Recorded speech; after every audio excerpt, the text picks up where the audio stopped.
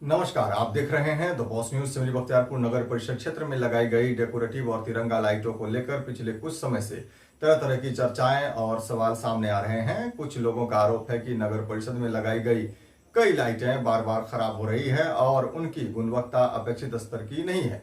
वहीं दूसरी ओर संबंधित एजेंसियां और ठेकेदार इन आरोपों को पूरी तरह सही नहीं मानते हैं और साफ तौर पर उनका कहना है कि जानकारी के अनुसार लगभग 1 वर्ष पूर्व बख्तियारपुर ट्रेडर्स द्वारा, जिनके संस्थापक सुमित कुमार हैं, करीब 1,59,00,000 रुपए की लागत से 150 डेकोरेटिव पोल लाइट तथा लगभग 1500 तिरंगा लाइट नगर परिषद क्षेत्र में लगाए गए थे।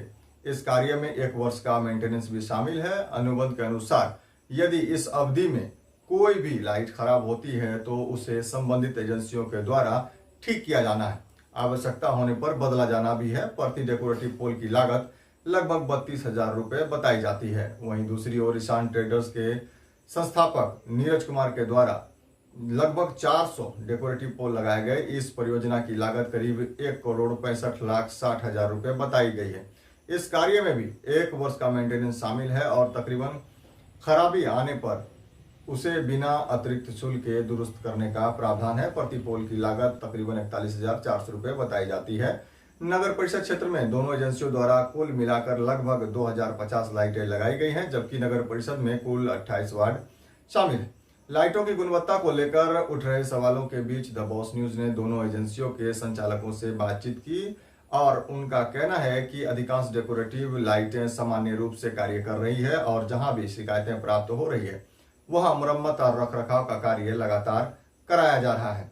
एजेंसियों का यह भी कहना है कि निविदा प्रक्रिया के दौरान सरकारी खरीद पोर्टल जेम के माध्यम से खरीद की गई थी, जिसमें अनब्रांडेड सामग्री की व्यवस्था का प्रावधान था। हालांकि उनके अनुसार गुणवत्ता को ध्यान में रखते हुए बेहतर स्तर की सामग्री का चयन किया गया और स्वीकृत मानकों के अनुरूप लाइटें लगाई गई। संबंधित पक्षों का कहना है कि कई बार तकनीकी खराबी के पीछे केवल उत्पाद की गुणवत्ता ही कारण नहीं होती।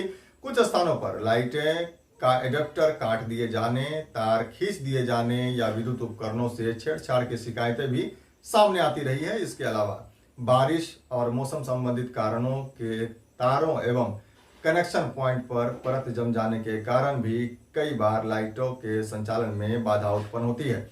बताया गया है कि जहां कहीं भी खराबी की सूचना मिलती है वहां बिजली विभाग के मिस्त्री और तकनीकी कर्मी पहुंचकर समस्या का समाधान करते हैं।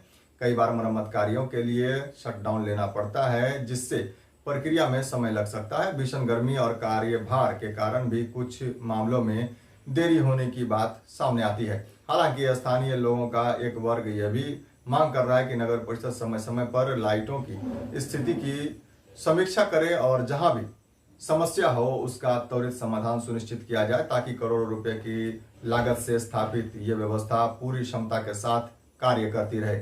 फिलहाल एक और जहां कुछ और लोग गुणवत्ता और रखरखाव को लेकर के सवाल खड़े कर रहे हैं, वहीं दूसरी ओर संबंधित एजेंसियों और तकनीकी कर्मी ये दावा कर रहे हैं कि अधिकांश लाइटें सुचारू रूप से चल रही है और शिकायतों का लगातार निपटारा किया जा रहा है। सरकारी संपत्ति की सुरक्षा और संरक्षण भी हम सबकी जिम्मेदारी है। यदि नागरिक जागरूक रहेंगे और सार्वजनिक संसाधनों को अपनी संपत्ति समझेंगे, उनकी देखभाल करेंगे, तो नगर विकास कार्यों का लाभ लंबे समय तक सभी को मिलता रहेगा। अगले एपिसोड में हम आपके लिए कुछ और लाने जा रहे हैं, तो बने रहिए हमारे साथ और देखते रहिए द बॉस न्यूज।